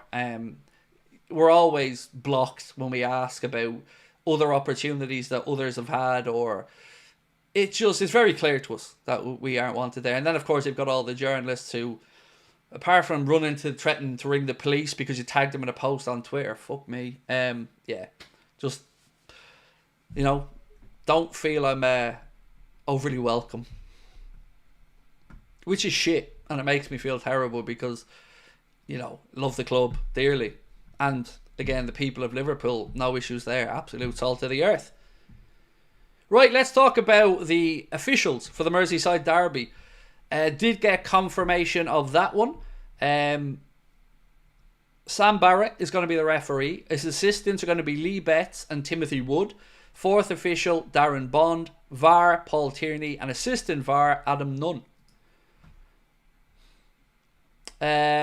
Where's this one? I got asked this question. If you weren't a Liverpool fan, what other club would you support and why? Newcastle. Again, probably because of the people. I've always been consistent with this answer. If Liverpool didn't exist and I was to support the Premier League club, it probably would be Newcastle because, again, I just feel like Geordies are salt of the earth, good people. Ash said, such a sad state of affairs for you to think that, mate. Liverpool is your club as much as it's theirs. You speak for us. You've lost money and opportunities for not turning a blind eye to how we're ran. Yeah, but look, I'm not here. I don't want sympathy. I ran it and Ash over it. It sucks for me. I feel shitty about it. Especially when you see people in there who intentionally mislead. It stings. But it is what it is. And I knew when I start speaking up about the owners, I knew what was going to happen and what was going to come my way. So I'm not sitting here saying it's a shock or a surprise, but it's important to me that I can hold my head high and I can look in the mirror and I feel like being honest in what I've done. And I will continue to call out what I think needs to be called out, and I'll praise what I think needs to be praised. But what I won't have done to me is to be intimidated by any of these fucking clowns. With their threats of legal action, with their threats of the police, with the undermining of our channel, with the going around spreading crap about us. That I'll never bow down to. Because I'm not a coward, unlike others. I would want Frimpong, said Sean Lester. This is a really weird one because every poll that we do on the right back, he comes out on top. But every time I speak to Liverpool fans about Frimpong, they're mixed on it. So let's just ask that question straight up. Do you want Frimpong? And see what people say.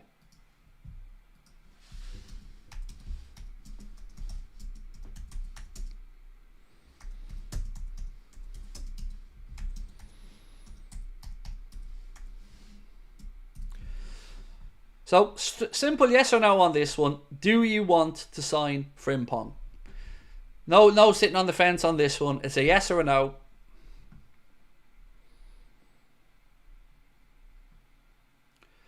As Mark said as well, Eid Mubarak to all those celebrating. Yes, excuse me, I should have remembered that today. Yes, Eid Mubarak to everybody. And again, Happy Mother's Day also to all the mums out there.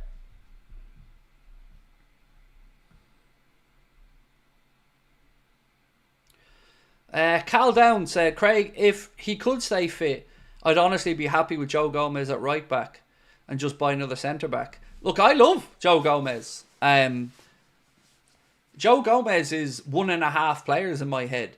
So, you know, I would happily keep Joe at the club. The only reason I don't really talk about Joe too much is I just have a feeling he may leave this summer. Not because the club want to boot him out or anything like that. I think Joe will just want more regular minutes. And he's been an incredible servant to our football club. And I'll only, I'll only ever think of him in the highest of regard because he's a quality player, a sound lad by all accounts, gives us all for the club. He's had really bad luck with some big injuries over the years, but he's never been found wanting talent-wise. And I'd have no issues with him staying around. He's a top player.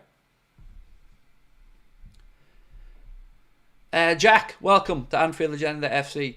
Do you know what? I want to just say, I know you're probably sick of me saying thank you, right? But the last month has really made me understand how big our community has grown and how some of the words that I use have weight. So I've seen a shift in attitudes towards the media that we as Liverpool fans get given and the bullshit that we get asked to swallow. And I've seen people finally start to question that and finally start to push back a little bit.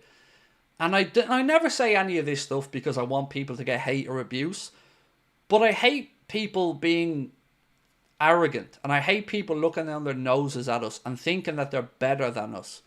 And I have a big gripe with a lot of journalists. Not journalists like Miguel Delaney or others that cover football and do a great job. But I'm talking about the ones that feel like they have a goddamn right to tell us what to do and how to feel. And that they want everything that they say to us to be taken as gospel, even though we know a lot of it's bullshit. And I know that these people feel entitled. And I know that some of them don't even like each other. But I'm sick of it. And I'm not going to take one damn step back from this crusade that I'm on. Because we deserve better. Football fans of this great football club deserve better coverage than some of the garbage that we're getting served up. And nothing angers me more than these people professing to be Reds and knowingly steering people in the wrong direction or knowingly defending the indefensible. And to see Kloppo getting thrown under the bus this week, it just does my head in. And these fuckers have no shame.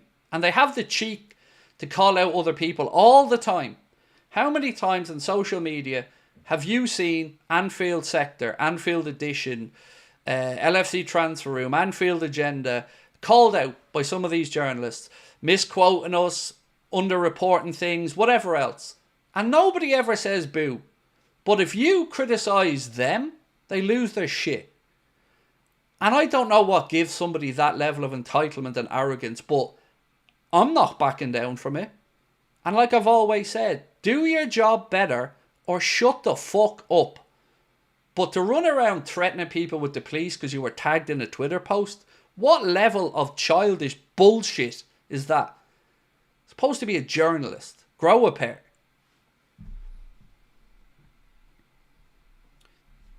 Have you noticed that shift as well? Because I've really noticed Liverpool fans now starting to question stuff. Jack said, I want Frimpong, but I don't know if it's what's best.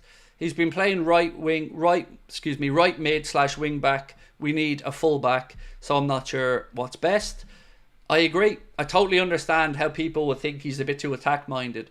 I think he would only potentially be okay in that balance with Conor Bradley as well. So you have a bit of both, if you get me.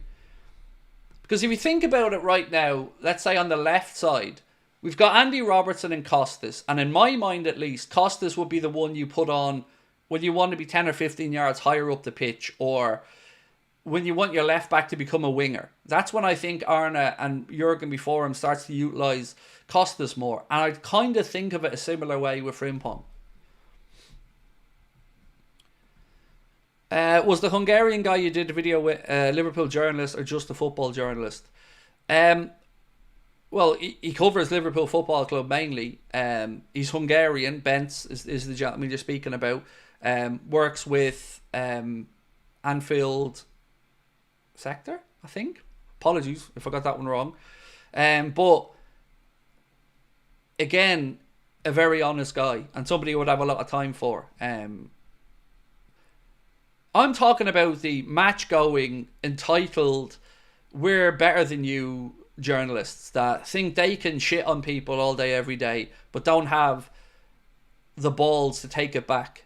You know, the ones that look down their noses at others. Nimnoy said, evening Craig, is Diaz going to Barca? No, it's not Index. It's not Anfield Index he works with. No, it's not.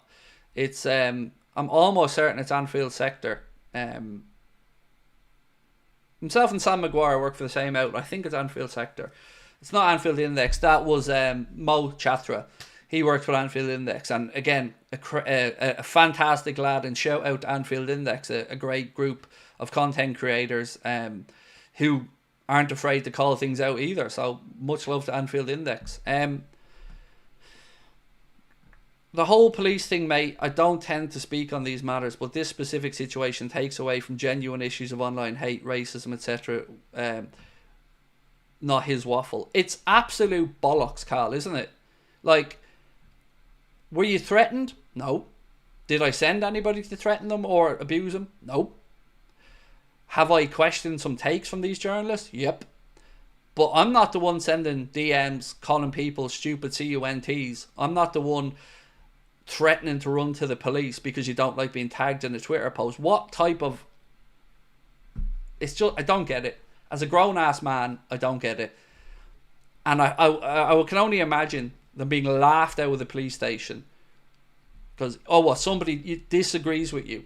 Somebody doesn't like your opinion and you run to the police. I don't know what message that sends out. Genuinely, I don't.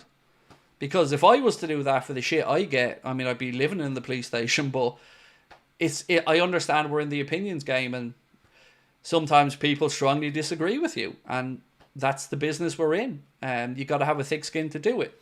So if you don't want to be in this YouTube world, then stop trying to be a YouTuber. Stop stepping into this side of things where you're making video content and posting on YouTube. It's a different game. We aren't journalists. We're fan content creators.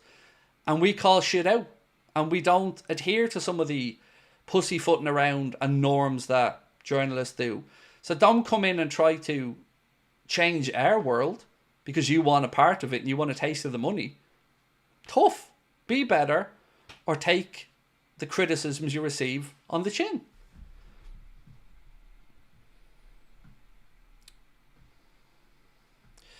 Overgrown entitled babies, these lot, said Nimnoy. Yep, genuinely. That's it, mate. That's all it is. Can't take criticisms and don't know how to deal with it.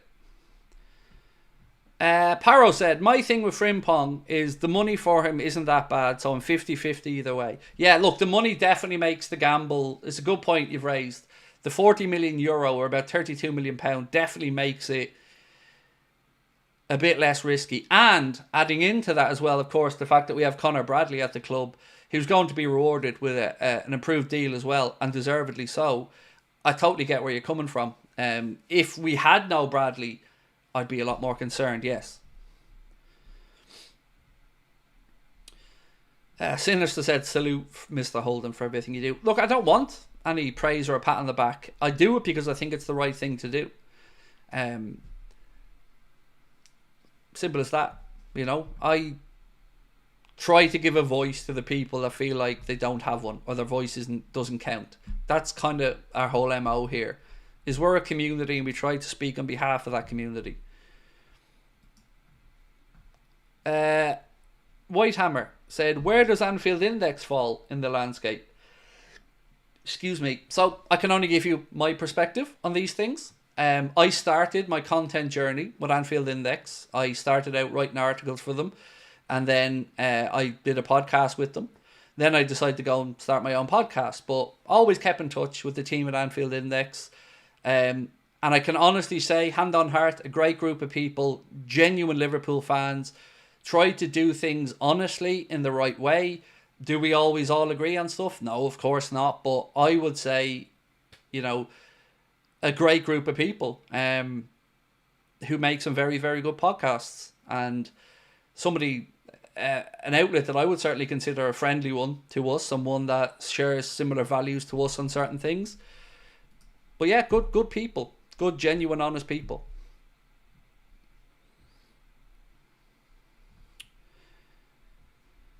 Luigi, how are you, bro? Said Craig, your streams are amazing. Glad to be back. Can't wait for Wednesday. Oh, well, thank you, Luigi, firstly. I'm so excited about Wednesday.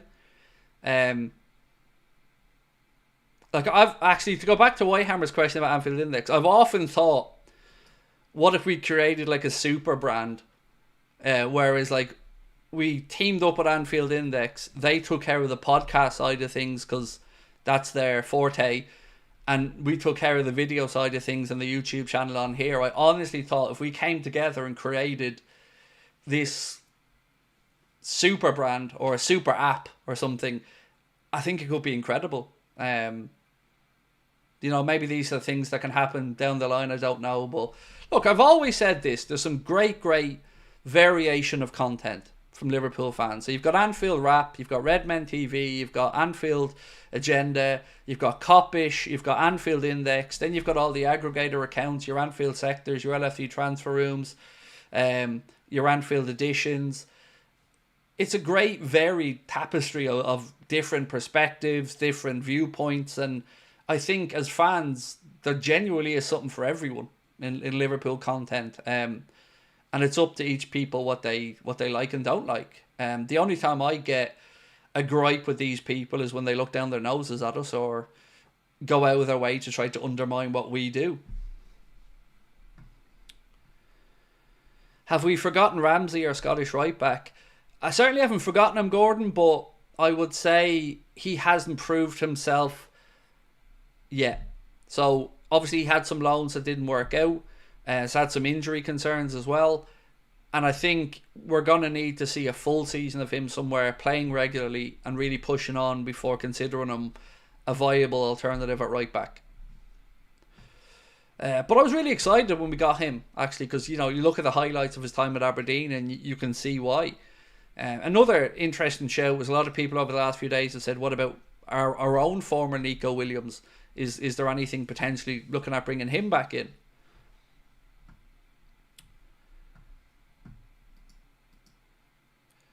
Ooh, So on the Frimpong vote, this one's interesting. If you haven't voted, please do. I'm going to stay on till 10:30, by the way. So if people are around and wondering when we're going to finish up, we're going to stay on till 10:30 tonight.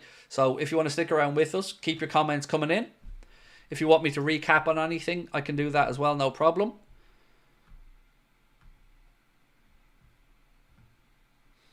So 2 things again. So if we're talking about the striker department at the minute, David Ornstein earlier on said that Arsenal are developing a strong interest in Victor Gyokeres as a possible striker signing. Andrea Berta, who is the new sporting director who joined from Atletico Madrid, is a firm admirer of the 26-year-old, expected to figure prominently amongst Arsenal's attacking options in the summer. And then we talked a little bit about Cunha, who the initial post from Fabrizio Romano quoted Matheus Cunha saying, "I've made it clear that I need to take the next step. I want to fight for titles." But I don't think that is a full quote. The full quote is, "I had a lot of offers, but I wouldn't feel well if I had done it." Speaking about leaving in the winter window. "Some things you can't control, but I couldn't leave the club in the middle of the season in a difficult situation in the relegation zone. Now, we're close to achieving our goal of staying up, but I've made it clear that I need to take the next step. I want to fight for titles, for big things. I have potential." And that is why context matters to me, because when Fabrizio Romano posted it, all he wrote was, "Matheus Cunha, I've made it clear I need to take the next step. I want to fight for titles," and quote Sky Sports. That doesn't give him, I think, a fair reflection on what he said, because he speaks about the fact he could have gone in January. He didn't think it was the right thing to do. And yes, he's been honest and said he wants to push on and play for a team that are winning titles. Understandable. But I think you do need the first part of that, or you make him sound a bit like a shithouse.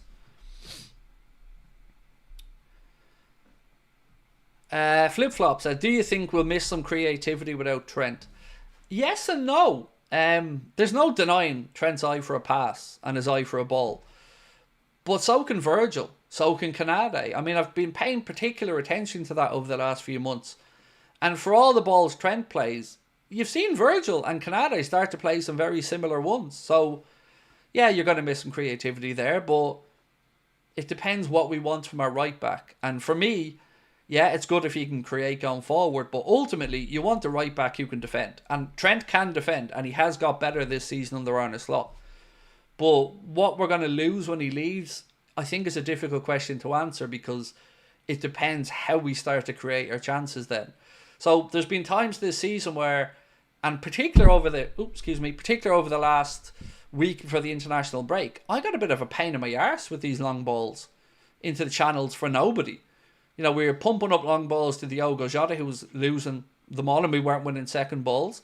So sometimes I feel like that's been a cop-out as well. And I'd like to see us progress with the ball a little bit better through the lines.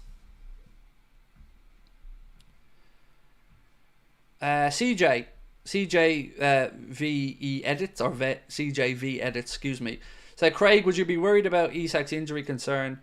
Even with Slot, keep Canade less out injury. Yes, I would. But that's why I say it's important who else is at the club. So if Jota stuck around, well then you've got some cover there. If Dan stuck around, you've got some cover there. If you're going for Isak, I think we need another centre forward to be at the club. Whereas if you brought in somebody who maybe you don't have those injury concerns about, well then maybe you could look at letting go of Diogo Jota and maybe seeing what happens with Diaz. The whole forward line's up in the air this summer. I mean, Gakpo's the only one I can 100% say right now will be at the club. I hope Mo is, of course, and I think he will be. But Gakpo's the only one that seemingly the club are certainly happy with or won't listen to offers for.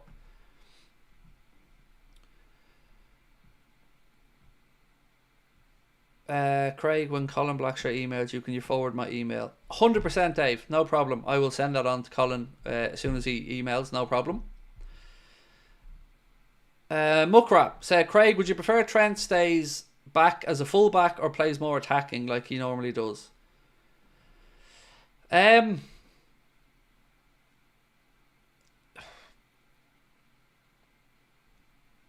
question. I guess it depends on the opposition.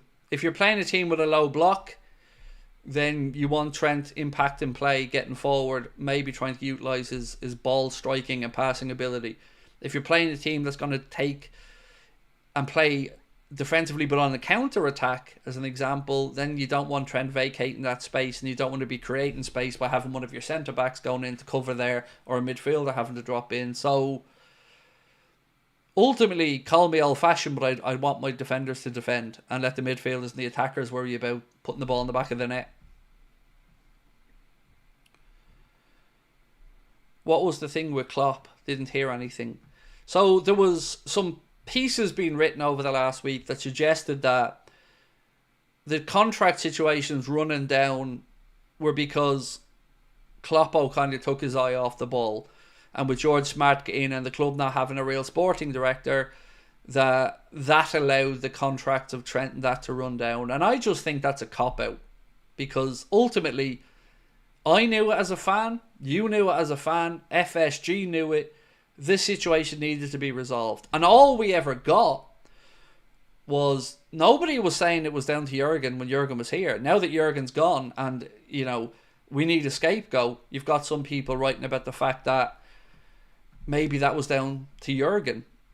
I refuse to believe that, because ultimately the whole point of the hierarchy of our club is that they sort this shit out. And I knew Trent needed a new deal and Virgil Amon needed a new deal.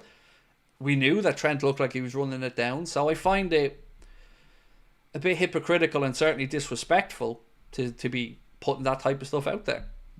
There was a lot of failures, and no one person is absolved of responsibility over the Trent situation in particular, but you know, we kept hearing like the club didn't want to pull the wool over Trent's eyes by extending him before Klopp announced he was departing. Then it was all about, you know, the club wanting to wait to see if Trent was happy with the new coach and if we were going to be competitive, and it always felt to me that they were making excuses for Trent more than anything.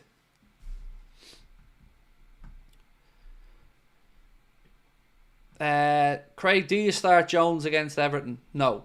You start Gravenberch, Szoboszlai, McAllister, 100%. Paro said, here's a question, Craig. If Bournemouth aren't willing to sell a double and we aren't able to get Huijsen, would you prefer Hato over Gyokeres simply for the versatility option? No. I'd prefer Gyokeres. If you could only get one player from Bournemouth, I think our need is more in Gyokeres, although Huijsen would be a great addition. So if we could only get one there, I'd still go for Gyokeres. But I do want both of them, I can't lie. Right, Ash said, I'd love to be excited thinking about the likes of Isak and so on. However, I'm conditioned by FSG to have no ambition for us to act like a mid-table club. 20 or 30 million net spend is the hope that kills us. Yes, I know. But I often say to myself, surely even they can't be as brass or bold enough to not spend this summer. Because there's no excuse for it anymore. You know, there's not the manager needs to settle in crap. There's not the contract. There's no excuses. They have to sort it out this summer, or it's going to be very clear to fans that they've no interest in winning. And if that's the case, then the days of them getting away with shit should be over. Cal said, Craig, noticed a few times last season Slot would change the back three to overload midfield for teams with a low block. Maybe leads to us signing Hato for left back, as he'd perform for back three easier. Very sensible in what you've said. You could add Ait-Nouri into that conversation as well, in a similar vein of being able to fill in there. I mean, we've seen now the likes of Josko Gvardiol and even the guy who went into Arsenal, what's his fucking name again? The left back, Italian, long hair, I can't think of his name. Again, similar thing, going in, being pushed out to left back or the left side of a back three. Ricardo Calafiori, sorry. Yeah, again, wouldn't be too hard to imagine what you've said. Craig, you asked who we want at right back, but I was wondering who would you want if everybody linked was available? Who would you prefer? Livramento. If I could pick a right back, I'll happily go through all the areas for you and tell you who I'd like. Right back, I'd prefer Livramento. Left back, Gyokeres. Centre back, Huijsen. Midfield, I think I need to see who goes out before I talk about that. Up top, I would like Julian Alvarez would be my number one through the centre. If we needed to bring in another versatile forward, it depends again who we move out. Dan's can come in covering the centre, so I think we could do with another winger that could cover either wing. So if Gakpo needs to be rested, somebody there. And again, if we're talking an ideal world, who would I want? Probably somebody like a Brian Mbeumo, in all honesty. I'm a big fan of Mbeumo, and I think he's a very underrated player. So somebody like him who can, again, be versatile across a few positions wouldn't go astray. Do you see Endo leaving this summer? If he wants to. I don't think the club will push him out, but if he wants more football and maybe fancies to move back to Germany and the Eintracht Frankfurt stuff comes to fruition, I think the club wouldn't stand in his way. But I do feel like he's maybe won Arne Slot around a bit as the season's gone on. I mean, we all know what a model pro that Endo is. We all know how hard he works. And I think Arne Slot has noticed that as well. So I'm open to any eventuality there. But again, I think most of us have a soft spot for Endo. Paro said, for obvious reasons, Craig, I would love Isak, but every time I see Alvarez play, I see our style in him every game. You can go all the way back to when Manchester City signed him from River Plate. I was saying the same thing. He's a player that looks like he's made for Liverpool and the way that we play. So I agree. I really like Alvarez as a footballer. Jack said, we could do with another left-footed winger. I always see us being linked with right-footed wingers, but I think we have too many. We need somebody who can play with his left. I get a bit of a bee in my bonnet, Jack, with the amount of inverted wingers and stuff these days. I mean, nothing frustrates me more than somebody cutting inside and running into space when you have a winger who doesn't want to go around the outside. I mean, what's wrong with getting to the byline and getting your head up and getting a cross in, or whipping in an early one from a wide left position? Sometimes, yeah, I think we're fascinated with underlapping runs and we're fascinated with inverted wingers, and sometimes I wish we could go back to a young, hungry, attack-minded winger who just puts the fear of God into a fullback and runs at them.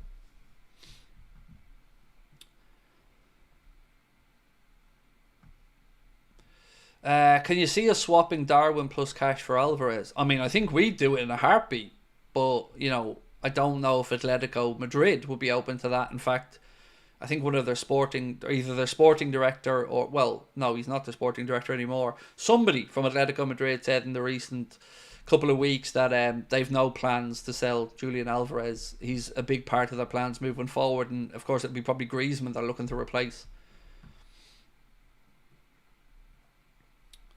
Isn't that what Salah usually does? Yes, Salah does it, but Salah does it a bit more effectively at times. Diaz is the one that winds me up the most with it, because he'll start in the left position, he'll cut inside, and he'll run all the way across the front of the 18-yard box and into traffic, and that bugs me. It's grand if you cut inside like that. So if you're Diaz and you cut inside, your fullback overlaps, or you've got a third man run, and you play a ball and then it's pinged back into space. You can create some space that way, but you need very, very well-worked patterns of play to figure this shit out. And look, I've no doubt Slot and the lads know what they're doing. Jesus, they're the coaches here, but it's just a bugbear of mine, and I'm a bit old-fashioned in that way. So think about it like this. If you've got a winger who's cutting in here, dragging a defender with them, you're going to want a fullback or somebody coming in around the outside, and if that ball's then played into them, sometimes you can get joy there. But if it ends up in nothing and your winger just cuts in, runs across the 18-yard box or from left to right, it just gives time for teams to defend and block, and congests the area and makes it more difficult to find space and break through. But I guess to kind of give an adverse argument to that, statistically, crossing from the half spaces is far more profitable to you than crossing from wider areas. You know, the closer you can get to between the edge of the 18-yard box, the edge of the 6-yard box, the higher the percentage chance of you creating a good goal scoring opportunity. A. Michael said, if Madrid are showing interest in Zubamendi, then should Liverpool inquire as to Tchouaméni's availability? If they win Trent early for the Club World Cup, maybe Liverpool will get a deal. I don't think we need the likes of an Arlie and Tchouaméni at the minute. Under Jurgen, yes, but he's not the type of midfielder to play the way Arne wants the likes of Gravenberch to play. So I would say, no, but a very good player, just not the right fit. Pyro said, I saw a post earlier, Craig, about Sheffield United wanting Dans if they end up getting promoted. I've no idea whether it's true, but I'm wondering if you saw anything about it. Well, look, it would make sense that they would want Dans coming up, you know. Whether, you know, we wouldn't sell him. Let me say that first and foremost. You know, whether he goes on a loan somewhere next year, you know, we'll wait and see what happens there. But for him, it's going to be important. Like, we've seen a season for Jadon Dans, like we'd seen the one with Stefan Bajcetic before, that he couldn't really get going with injuries. It was a very stop-start season. And it's important for next season that Jadon Dans gets minutes. Now, Stefan was able to do that with the loans that he had this year at Salzburg and at Las Palmas. And I want the same for Jadon Dans. So if he can't get those minutes with us next season, I think for his development, it is important that he gets enough playing time.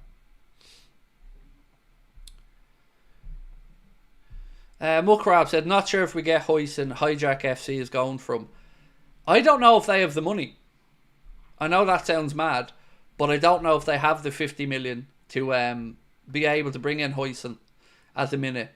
And I don't know enough about their centre-back situation either at Madrid, because I don't really pay too much attention to them. But look, he's now an established Spain international, having got his first caps over the international break for the senior team, having switched allegiances from the Netherlands. And yeah, you know, Madrid's name has been mentioned quite a bit. What's your favourite current Liverpool player? Probably Alisson. Alisson or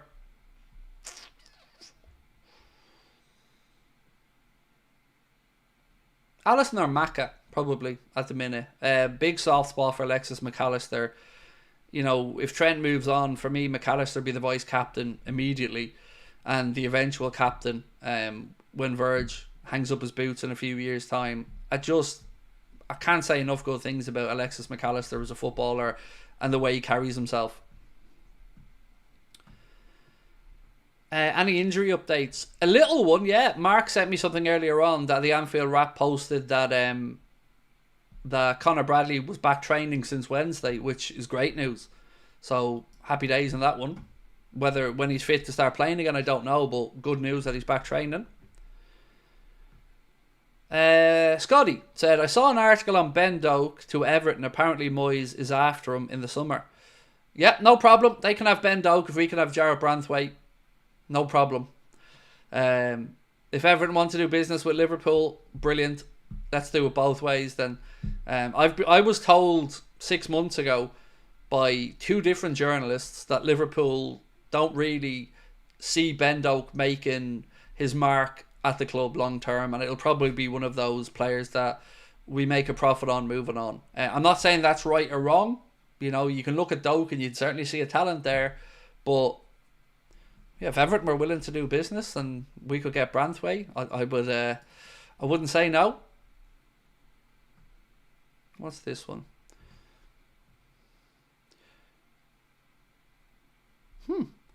So Gazzetta dello Sport have said that Liverpool are mulling over an offer of around €40 million for midfielder Nico Ravella.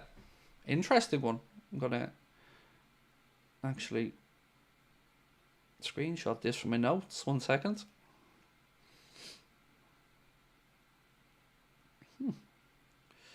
Interesting one, that. Might go in the late news video, this one. 1 second.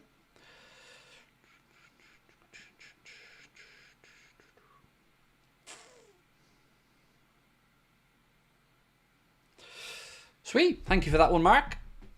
Right. Hope you had a good one, Craig. Oh, good day, thanks, Lee. Yeah, it was a nice one. Just weird one again, it being the end of the international break, but still no Premier League games this weekend. It was a bit strange, but we know now Tuesday, Wednesday, Thursday, Premier League games are back. So look, as I start to wrap up tonight's stream, everybody, just a couple of things again. The preview for the Everton game, that'll be coming out at 10 a.m. tomorrow morning, so keep your eye out for that one.